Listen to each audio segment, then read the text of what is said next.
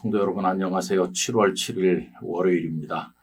한 주간이 시작되는 첫날인데 무더위 속에서도 다들 강건하시길 바랍니다. 오늘은 말씀 산책 예레미야 27장 12절로 14절까지 읽도록 하겠습니다.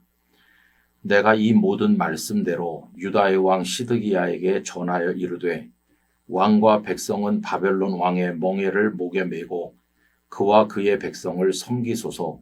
그리하면 사실이라.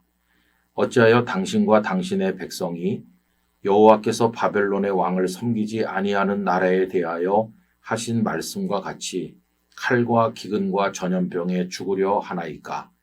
그러므로 당신들은 바벨론의 왕을 섬기게 되지 아니하리라 하는 선지자의 말을 듣지 마소서. 그들은 거짓을 예언함이니이다.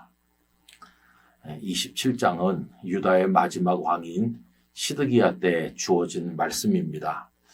1절에 여호야김이라고 되어 있는데 이것은 시드기야로 고치는 것이 맞다고 생각합니다. 그 상황이 그렇죠. 여러분 이때는 바벨론 왕이 두 번째 침공해서 여호야김과 많은 백성을 잡아간 그 이후고 시드기야는 유다의 마지막 왕입니다. 그러니 남왕국 유다가 멸망하기 불과 몇 년 전에 주어진 말씀이라고 하겠습니다. 이때 예레미야가 하나님께 받아서 외친 말씀은 바벨론이 너희에게 지우는 줄과 멍에를 뿌리치지 말고 그걸 메고 잘 섬겨라. 그러면 너희가 살 것이다 하는 말씀이었습니다.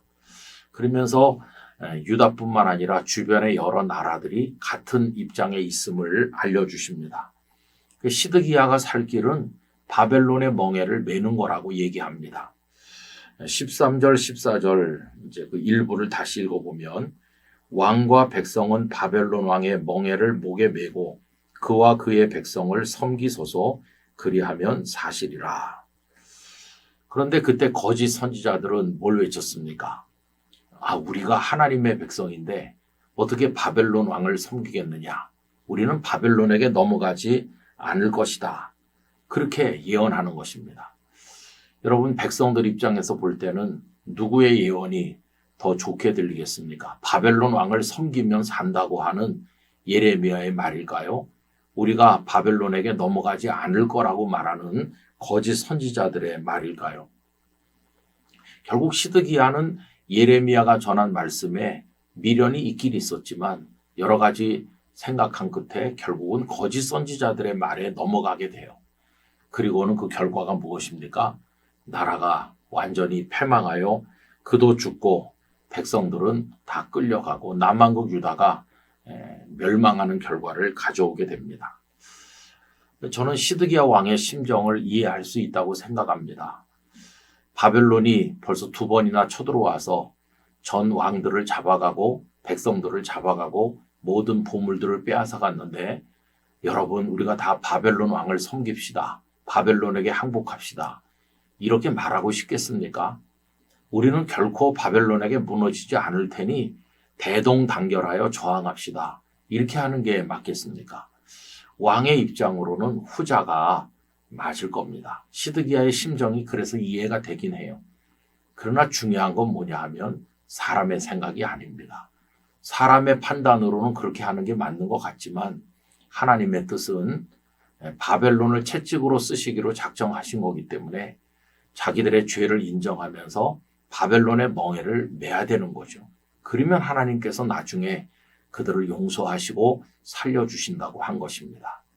여러분 오늘의 이 말씀을 읽으면서 우리 마음에 새겨야 될 것은 이겁니다.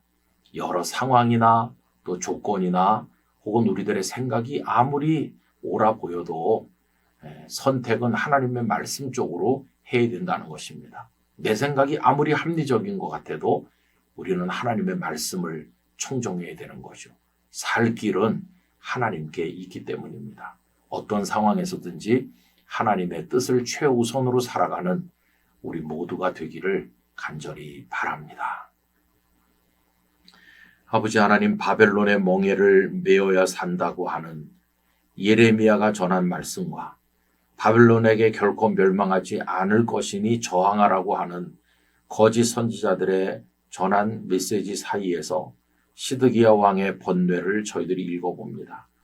그러나 살 길은 하나님의 말씀에 있으며 하나님께 있음을 깨달으면서 저희들도 인간적으로 옳아 보이는 판단에 따르지 않게 하시고 하나님의 말씀, 하나님의 뜻에만 순종하도록 인도해 주옵소서. 하나님께만 살 길이 있음을 잊지 않게 하여 주옵소서. 예수님 이름으로 기도하옵나이다. 아멘.